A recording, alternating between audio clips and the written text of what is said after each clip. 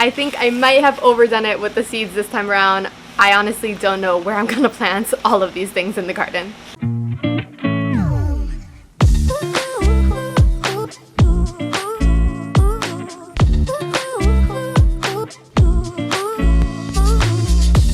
Hey guys, and welcome back to Mini Urban Farm, a channel about gardening and homesteading in the suburbs. Today I am going through my seed haul with you guys. This is just one of the stacks that I have that I will be planting out in this season's fall garden. We are now in the end of September, beginning of October, and we are just getting started on the fall garden here in Central Florida because it is still quite hot outside. So I have stacks and stacks of seeds that I want to share with you guys. Some of them that I actually have grown before, and then some of them that I am really excited to try out for the very first time. I am under the covered patio right now because it is still very, very hot outside, and the garden is currently in full sun, so just to get some shade, I migrated over here to the patio. Alright, so I've broken them down into different categories. I'm going to start off with anything that grows kind of like on a vine, or really isn't like a root crop per se, right? Because in fall I'm going to plant a lot of root crops out this season, and a lot of lettuces and green leaf kind of things. So anything that doesn't fall into that category and is not an herb. So I will do those first, and then I will jump into all of my root crops, which there are quite a few varieties this season, so I'm really excited for that. And then into lettuces and leafy greens for fall, of course, when the temperatures cool down a little bit. And then I will finish by doing all of the herbs I'm planting. So first up, we have our Chadwick cherry tomato. So this is supposed to be a really good disease-resistant tomato. They are from Baker Creek. It does say disease-resistant, and it's supposed to be really huge yields of cherry tomatoes. So I'm really excited to plant this one because in the past I have planted out grape tomatoes from the store, right? I just plant out those same seeds, and I've actually grown several generations of those, and I really like those ones. However, the last couple of seasons they've been getting a lot of pests in this new area that I moved into in Central Florida. So I'm excited to see maybe hopefully something a little bit more disease resistant will do really well and still produce a really high yield. The other tomato, or one of the other tomatoes I am planting out, are going to be the pink bumblebee tomato, also from Baker Creek. And these ones are supposed to be an early yielder, which is good because I mean, I know that tomatoes still grow here in like the colder season. However, you know, hopefully I'll start getting tomatoes a little bit earlier. And then this is just something I really wanted to plant out before, just because they're like really striped and it's supposed to have a really good flavor overall. So hopefully these will do really, really well also. The other tomato the last tomato that I'm going to be planting out is my Roma tomato. I do not currently have a seed packet for it. I thought I did, but just organizing them all and looking through them now, I realized I kind of missed that one. So I'm just gonna run over to the store. That's a pretty generic one. If I can't find Roma tomatoes, then I will do something like an Amish paste tomato, just something so that I have for sauces, which is mostly what I use them for. So those are my three types of tomatoes that I'm going to be planting out this season. I always aim for three, one cherry, one paste tomato, and then one kind of like surprise different variety that I've never grown before. Alright, so next up are my bush beans. I am going to be planting out blue lake bush beans, and then I have some of my jade bush beans as well that I have left over from last season. Now last season these did really well. The jade bush beans, they actually look really, really similar. I don't know exactly what the main difference is, but they look pretty similar. So I will be planting them both out. I don't think there's a lot of these left over, and I don't remember ordering any more of these ones. So I'll probably just be planting in between, you know, kind of both together. So these ones really produced very well last season. I was really happy with the fact that they don't have any strings, which I've only grown, you know, stringed green beans in the past, and I know the kids don't like them, and even I don't love having to eat with the strings on them. So these did really well, and they were really good for the family. So these ones I'm hoping are pretty similar and grow just about the same way as the other ones did. Alright, so next up is my butternut squash. Now this was a packet left over from last season, which is why it's open. Last season I planted out I think maybe 4 or 5 plants of this, and I'll probably do the same. This is one of the main reasons why I made sure that I had to do a trellis, this and my tomatoes, that I did a trellis on this new gardening space so that I can grow my butternut squash. This did really well last season, and then it actually came down with a lot of powdery mildew, so I ended up ripping it out and excuse me, it wasn't last season, it was the season before, since we have 2 growing seasons here in Florida. So last year around the same time I planted it, and it did very, very well until it started getting a lot of powdery mildew. So I will try to make sure that I catch it very early on. So hopefully it'll do well this season as well, and I get to make a lot of butternut squash. Okay, so the other beans I'm going to be planting are my Marvel of Venice pole beans. Now, I actually did these ones last season. I was quite surprised with these ones. I really did like them. They didn't produce as much as I thought they were going to, but I know that I only planted out, I think, maybe 10 or 15 of these. So I'll be trying to plant out, I'm going to try to plant out more of these this season with the limited space I have. They are stringed, so they're not stringless like the bush beans, but they actually have really pretty purple beans inside of them. So the pods are yellow, the flowers are pink, just like that photo, and then inside are purple. So it's actually one of the only ways that I have gotten Alan's kids to eat these, because they are purple inside. So this has been a crowd pleaser, and I'll be planting these out again. Alright, so one of my favorite things to grow was actually Brussels sprouts that I grew last year, and these ones are Groninger, I think is how you say that, Groninger Brussels sprouts from Baker Creek. These did really well, but not for the reason I thought they were going to. Now, I'm not sure if maybe I planted them too early, so it was way too hot outside. It did take a very long time to produce Brussels sprouts, and when they did, they produced kind of like on the smaller end of Brussels sprouts, so that might have been something that I wasn't giving them enough nutrients in the soil or something. However, they produce these beautiful big heads of Brussels sprout leaves, and I actually took those Brussels sprout leaves and used them for salads, and I steamed them to make sort of like lettuce wraps, but with Brussels sprout leaves. So that was actually a really good investment in these seeds.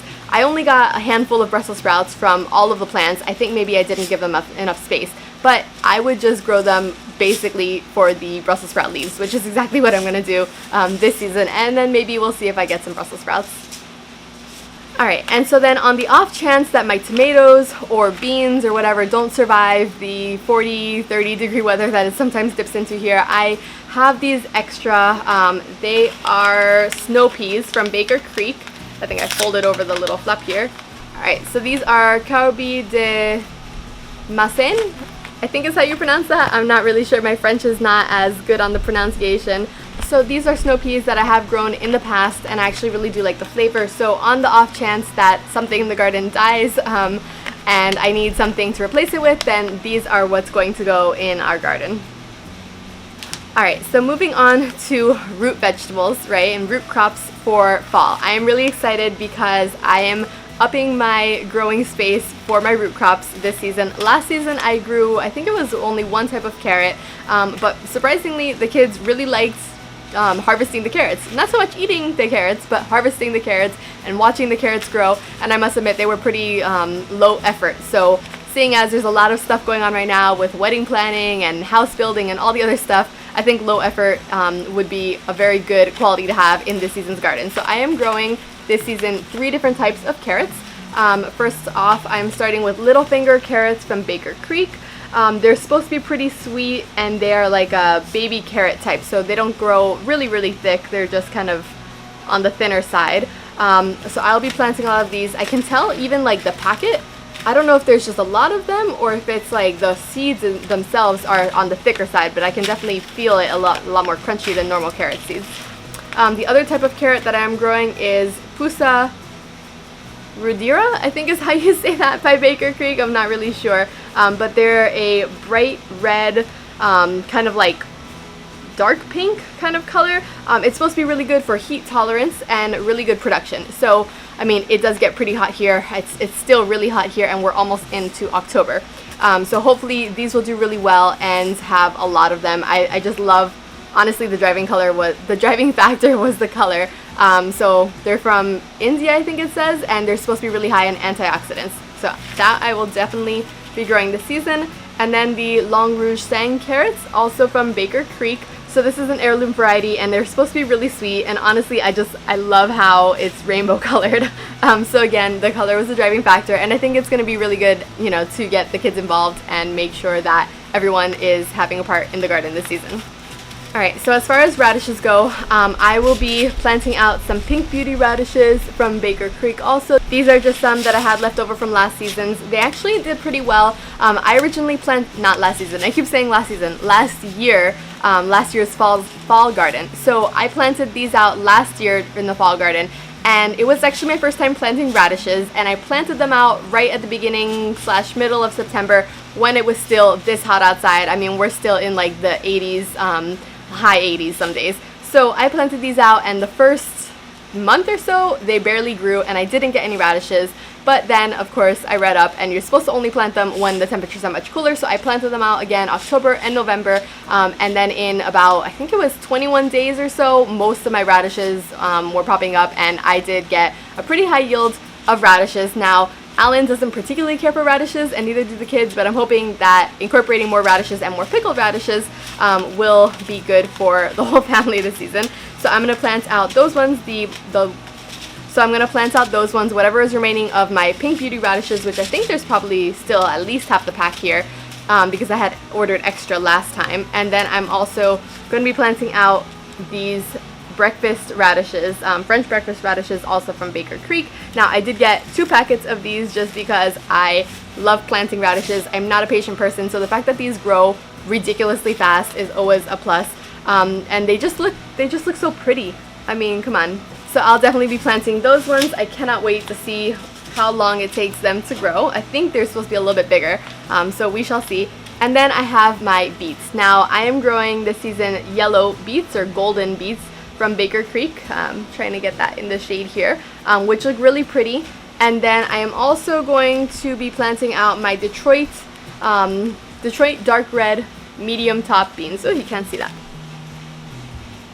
So last year I planted these out, and it did not go too well. I actually only got 1 or 2 beets. I think I probably planted them a little too densely, but I think the main reason honestly was that it was just so hot outside, and by the time that I realized that they weren't growing, it was just a little too late. So I got a lot of beet greens, but not so many actual beets. So I'm hoping that I'll do some research on them and be able to actually plant out both types of beets. These ones are supposed to be a little bit more mild of a flavor, so I'm excited to see what these ones taste like, but hopefully we'll be able to get some beets this season. Alright, so now on to my lettuces and leafy greens that I'll be planting. I think I might have gone a little overboard on these ones because I'm not exactly sure if I have tons of space to grow these, but I am sure going to try.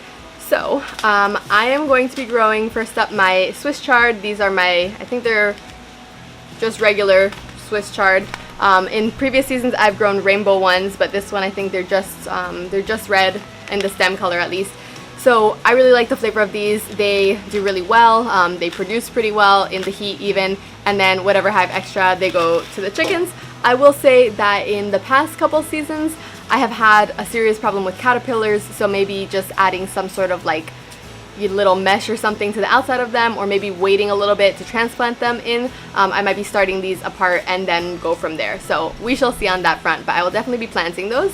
And then I have a free seed packet actually from Baker Creek. They are Old Tokyo Komatsuna, I think is how you say that. I think it's supposed to be something like spinach or mustard, the packet says.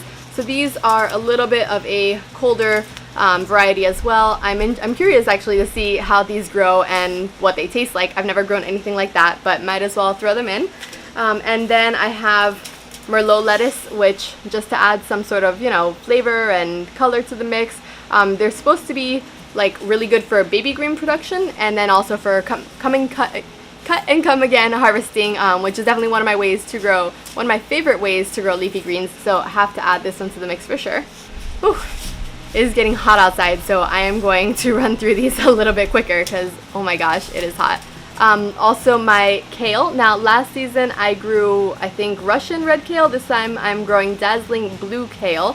I really like growing kale just because they are pretty hardy even in the heat, and I mean these ones are purple and blue colored, kind of like greenish colored, just a variety. So I thought I'd try these ones this time around. Now in the last couple seasons they have been getting overrun with aphids, so that is something that I am going to have to pay a little bit more of attention to and just try to prevent them from getting overrun by caterpillars and aphids, which last season, if you remember, I showed you guys my entire little kale patch. There's like 4 square feet of kale was completely wiped out by the caterpillars that just took a hold of them. So let's see this time around. Another staple in my garden box is arugula. This is just plain arugula from Baker Creek.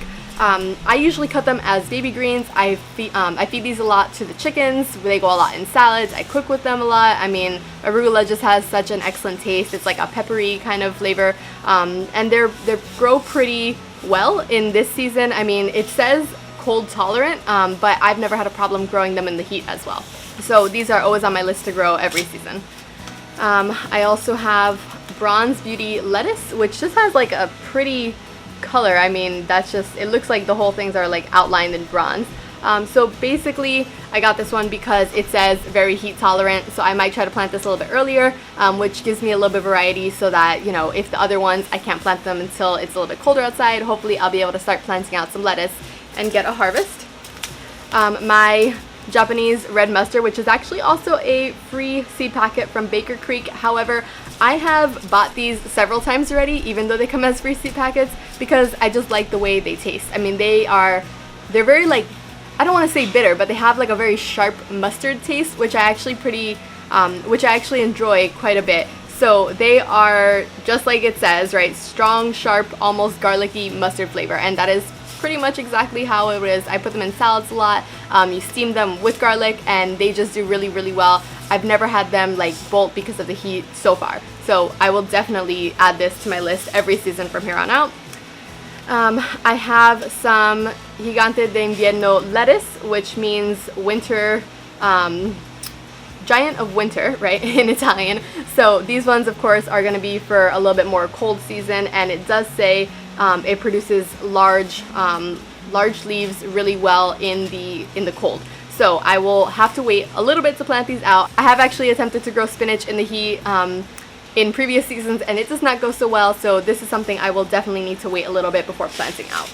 Alright, and then I'm going to be growing some corn salad. Now this says it matures in 50 days, and it's like a soft and subtle nutty flavored texture. I mean, I've never grown this, but it does say it's really cold hardy, so maybe when it gets a little bit colder outside. I'm not sure I've even ever had this. Like, I don't think I've ever eaten this, right? The picture is kind of like, it looks like little miniature spinach leaves. If you've ever grown this, let me know in the comments below. Like, tell me if you like it. I mean, I'm not sure I'll even enjoy it, but it was just something that looked interesting, so I added it to the cart. And then I have these two, which are Sylvia lettuce, and then I can't really read what this says. I got it like in a seed swap. I'm not exactly sure what that says. I think it's like Pam Island Cost lettuce. I'm not exactly sure what this is. I might have to look this one up. And then the Sylvia lettuce as well, just in case, you know, I need any extra lettuces. These will be like my go-tos. Oh my gosh, it is actually getting hot. I think you can see I'm starting to like glisten. Alright, so last up are my herbs. Now, I am going to grow my lemon basil, and this is actually the basil that I had seed saved. Oh, there you go. I had seeds saved in a previous video showing everyone how to save basil seeds. So this is lemon basil that was growing. I actually had planted it out in my neighbor's garden because I actually didn't really want to plant out lemon basil, and then once I saw how beautifully it was growing and almost like growing into wild bushes and how like lemony, and I love the scent of it. So I decided I'm going to harvest those ones, those seeds from those plants that I had planted out in his garden, and I seed save them for my own garden. So I think it's close to like 300 basil seeds in here. So I will definitely be planting out a lot of that this season. Hopefully it'll give it a nice aroma. I'm also probably going to be planting out Siam Queen Thai basil, and I say probably because it's not something that I really care for. I don't mind this type of basil. I have grown it before. However, I think I might actually plant these out to sell, just because it's not really something that I use in the kitchen. I much prefer different types of basil. I will also be planting out my Genovese basil, which I have not harvested the seeds yet from, but I have them sitting over there, and they are perfectly brown and ready to harvest. So I will be seed saving those, collecting them, and then planting them basically directly back into the garden immediately after. So my Genovese basil will also be included, and then of course my parsley. So I have leftover seeds, I think it's Giant of Italy parsley.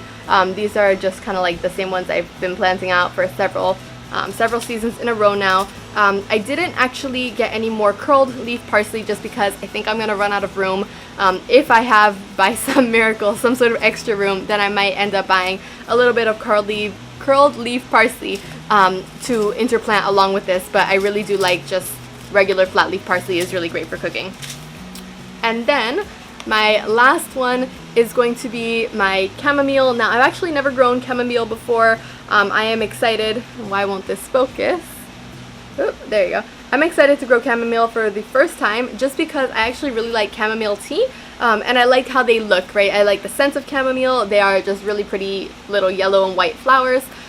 So hopefully this will be a good producer and I'll be able to grow that as well. Now, I do have scallions in pots already that I will be transplanting into the garden that I actually brought with me from last season's garden.